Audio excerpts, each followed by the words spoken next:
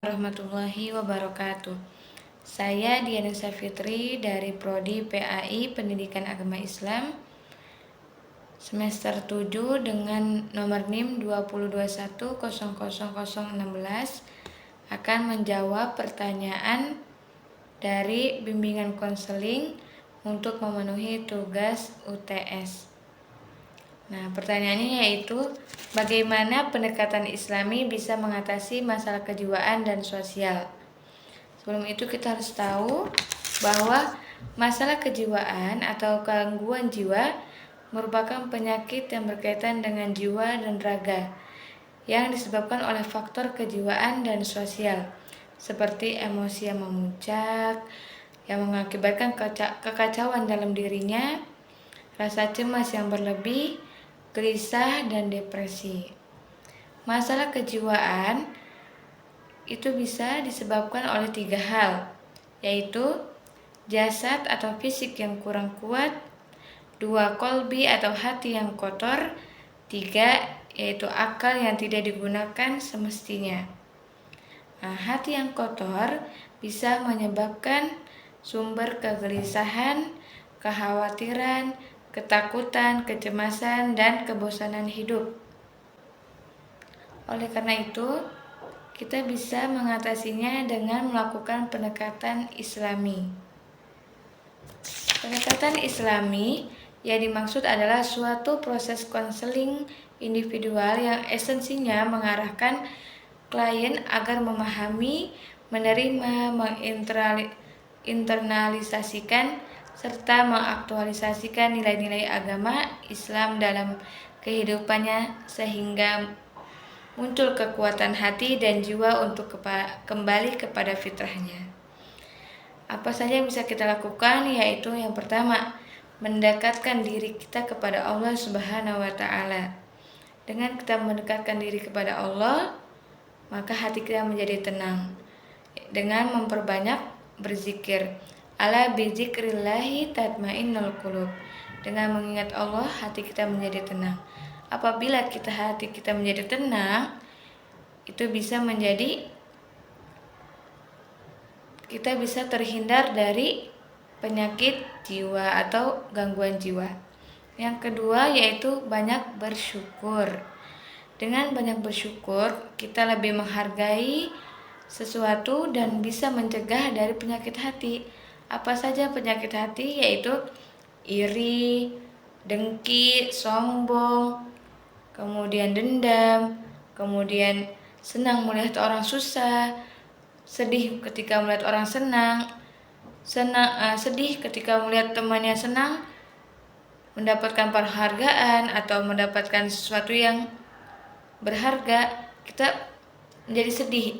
Itu adalah penyakit hati yang dinamakan iri. Nah, bagaimana untuk menghilangkan rasa iri tersebut? Bisa dihilangkan dengan banyaknya bersyukur kepada Allah. Dengan cara mengikhlaskan, dengan berbanyak bersyukur, apa yang kita sudah dapatkan itu lebih baik daripada yang lainnya. Gitu. Kemudian yang ketiga, perbanyak doa dan ibadah. Berdoa meminta petunjuk kepada Allah dan kekuatan kepada Allah, serta menjalankan ibadah secara konsisten bisa membersihkan hati yang kotor. Nah, teman-teman bisa memperbanyak doa dan ibadah. Karena dengan berdoa kita bisa meminta petunjuk apapun dan kita bisa curhat kepada Allah, curhat masalah kita, dan apapun kita bisa curahkan kepada Allah Subhanahu wa Ta'ala. Jadi apabila kita memiliki masalah yang sangat berat, jangan kita pendam sendiri kemudian kita malah merenung dan tidak melakukan apapun. Dan itulah yang menyebabkan gangguan jiwa. Oleh karena itu, kita adukan semua masalah kita, beban kita kepada Allah. Dan yakin bahwa Allah lah yang akan memberikan solusi. Yang selanjutnya yaitu empati dan kasih sayang. Memahami perasaan orang lain, bersikap empati, dan menunjukkan kasih sayang dapat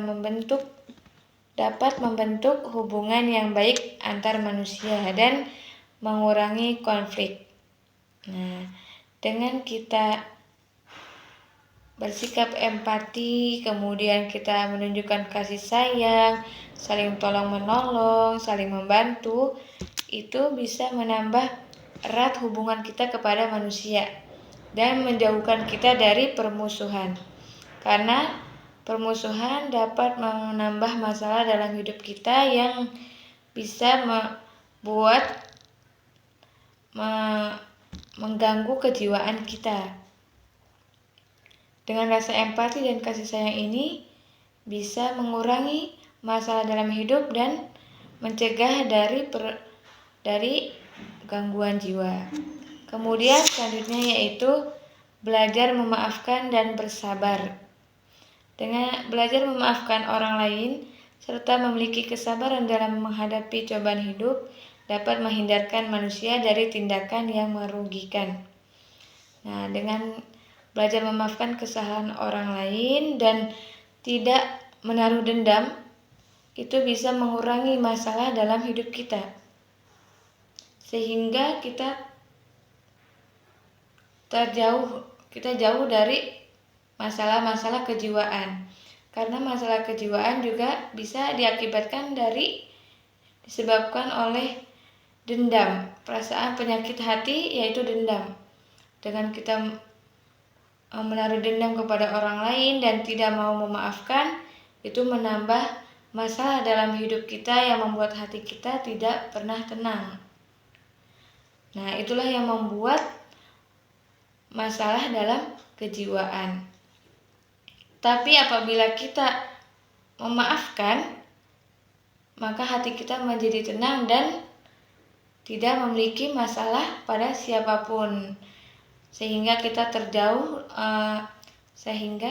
bisa terhindar dari penyakit jiwa.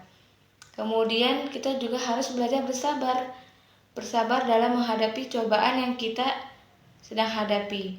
Kemudian kita menerima apa yang Allah sedang berikan dan meyakini bahwa Allah tidak akan memberikan cobaan di luar batas kemampuan hambanya. Dengan kita bersabar apa yang sedang Allah berikan dan kemudian kita bersabar atas cobaan dan ujian yang sedang kita alami, itu membuat kita menjadi tenang dan kita menerima apa yang sedang Allah berikan. Nah, itulah treatment yang bisa kita lakukan dalam pendekatan Islami dalam mengatasi masalah kejiwaan dan sosial. Semoga membantu dan bermanfaat. Apabila ada kekurangan dan kesalahan, mohon dimaafkan. Billahi taufiq wal hidayah. Wassalamualaikum warahmatullahi wabarakatuh.